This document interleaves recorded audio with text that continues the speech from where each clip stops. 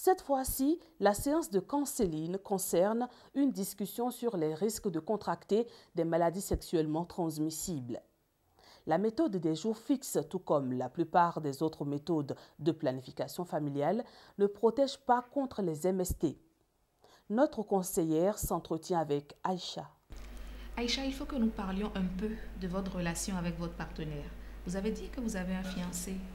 Oui, nous sommes fiancés depuis 7 mois maintenant. Nous allons nous marier le mois prochain et nous ne voulons pas avoir d'enfants dans les 2 années qui viennent. Mais puisque vous n'utilisez aucune méthode pour le moment, que faites-vous pour éviter les grossesses? Oh, parfois, nous utilisons des préservatifs, mais pas tout le temps. Pour le moment, je ne le vois pas très souvent car il vit dans une autre ville. Mais j'irai habiter avec lui lorsque nous serons mariés. Et c'est pour cela que j'ai pensé utiliser une méthode naturelle. Avez-vous discuté avec lui de l'utilisation d'une méthode naturelle? Pas vraiment. Je ne pense que cela va l'intéresser. Ah, mais en choisissant une méthode de planification familiale, il est important de tenir compte de la volonté de votre partenaire. Par exemple, pour la méthode des jours fixes dont vous avez parlé avant, il faut que le couple puisse éviter les rapports sexuels pendant ces 12 jours de perles blanches. Nous n'avons jamais discuté, mais vous avez raison, nous devrions le faire. Aïcha, excusez-moi, mais y a-t-il un accord quelconque entre vous pour rester fidèles l'un à l'autre ou quelque chose du genre? Nous n'en avons jamais discuté, mais je n'ai pas de relation avec d'autres personnes et je pense que lui aussi ne le fait pas. D'accord. Alors, l'une des choses qui peuvent arriver quand un membre du couple a des rapports sexuels avec quelqu'un d'autre est qu'il ou elle risque de contracter une maladie sexuellement transmissible, une MST, et peut la transmettre à son partenaire. Est-ce que vous êtes au courant des MST? Oui, j'en ai souffert il y a quelques mois, mais je suis guérie maintenant. J'ai pris tous les médicaments qu'on m'a donnés. Est-ce que votre fiancé aussi a pris des médicaments? Je ne lui ai pas parlé de cela. Bon, alors je vois. Est-ce qu'ils ont expliqué que si vous avez eu une infection, il est probable que lui aussi en ait et qu'il doit être traité également pour ne pas vous la transmettre à son tour? Oui, mais c'est trop gênant d'en parler. Il pourrait penser que j'ai des rapports sexuels avec quelqu'un d'autre.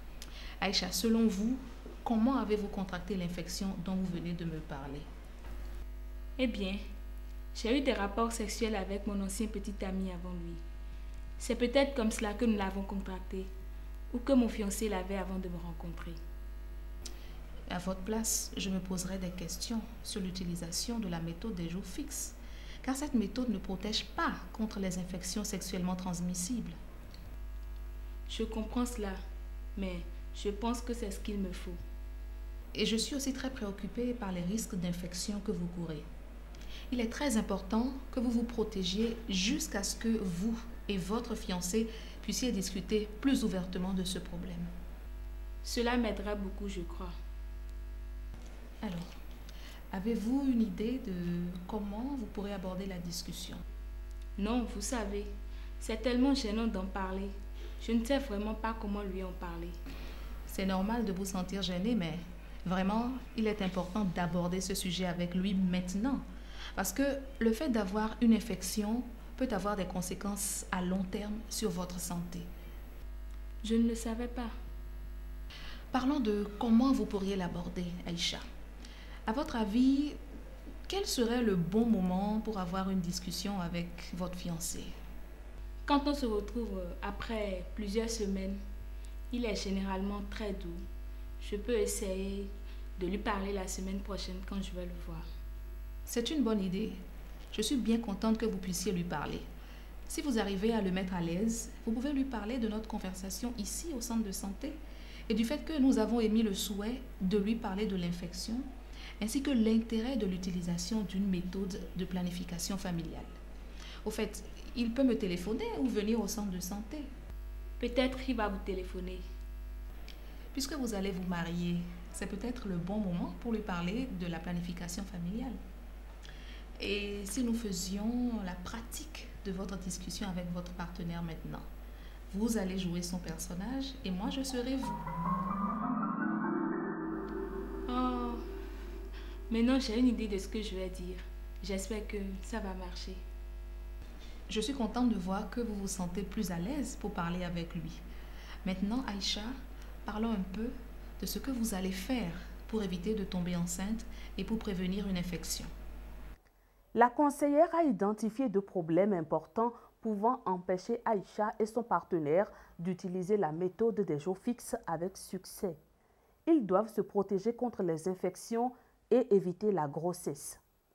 Il se peut qu'elle ne soit pas dans une situation monogamique et qu'elle soit ainsi exposée aux infections sexuellement transmissibles.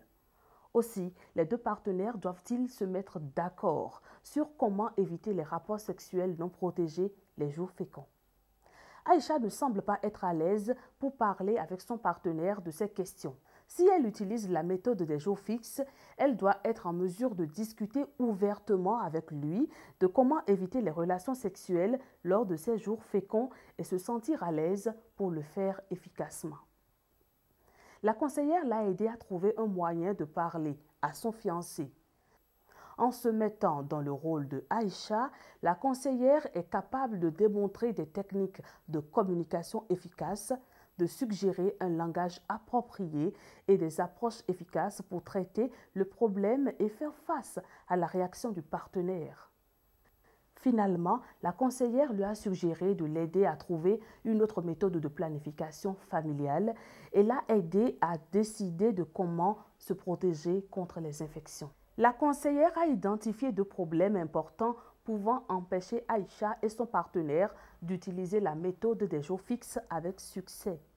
Ils doivent se protéger contre les infections et éviter la grossesse.